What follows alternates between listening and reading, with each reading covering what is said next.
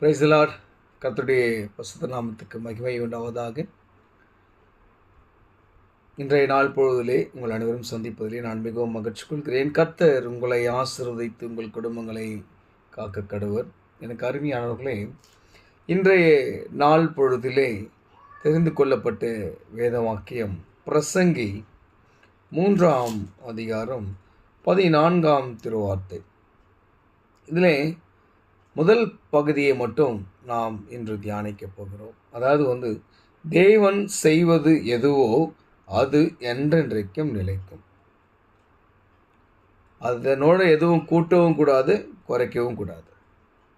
அவருடைய வார்த்தையை இன்றைய காலகட்டங்களிலே நாம் எப்படி தியானிக்கிறோம் என்பது, எப்படி போதிக்கப்படுகிறது என்பது ஒரு பெரிய ஆராய்ந்து முடியாத ஒரு கேள்விகள். ஏனென்று சொன்னால், நேர்மையாக கடவுளுடைய வார்த்தையை போதிப்பவர்களும் உண்டு. கடவுள் ஆண்டவராகிய இயேசு கிறிஸ்து இந்த வேதத்திலே அவருடைய ஜீவ வார்த்தைகள் எப்படி எழுதப்பட்டிருக்கிறதோ அப்படியே போதிக்கும் அநேக போதகர்கள் உண்டு, குருமார்கள் உண்டு. ஆனால் இன்றைய நவீன உலகத்திலே இல்லை, இது தவறுன்னு சொல்லி உணர்த்துறோன்னு சொன்னால் அந்த சபையிலே அநேக பிரிவினைகள் உருவாகிறது. அந்த இடத்துல அநேக கலகங்கள் உண்டாகிறது, சச்சரவுகள் உண்டாகிறது.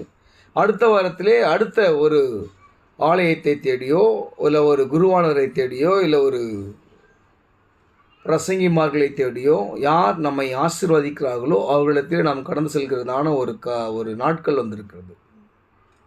ஆனால் இங்கே பிரசங்கி சொல்கிறாரு, தேவன் செய்வது எதுவோ அது என்றென்றைக்கும் நிலைக்கும் என்று அறிவேன். அதனோட ஒன்றும் கூட்டவும் கூடாது, அதிலிருந்து ஒன்றும் குறைக்கவும் கூடாது. வேத வார்த்தை இருவரும் கருத்துள்ள ஒரு பட்டயம். அந்த வேத வார்த்தையை நாம் தவறு செய்யும்போது நமக்கு போதிக்கிறவர்கள் நமக்கு சுட்டி காட்டி, இதை செய்வது தவறு, நியாயப்பிரமாணத்துக்கு விரோதமானது, கிறிஸ்துவுக்கு விரோதமானது, அனைவரிடம் அன்பாய் இருக்க வேண்டும் என்பது போதிக்கப்படும் போது நாம் சற்று கடினமுள்ளவர்களாக இருக்கிறோம். நீங்கள் ஆசீர்வதிக்கப்பட்டு இருப்பீர்கள், ஆசீர்வாதமாக இருப்பீர்கள் என்று சொன்னால், பெருகவே பெறுவீர்கள் என்று ஆசீர்வதித்தால் அந்த சபையிலே நாம் சந்தோஷத்தோடு போகிறோம். தேவனுடைய வார்த்தையை ஒன்று குறைக்கவும் கூடாது, கூட்டவும் கூடாது.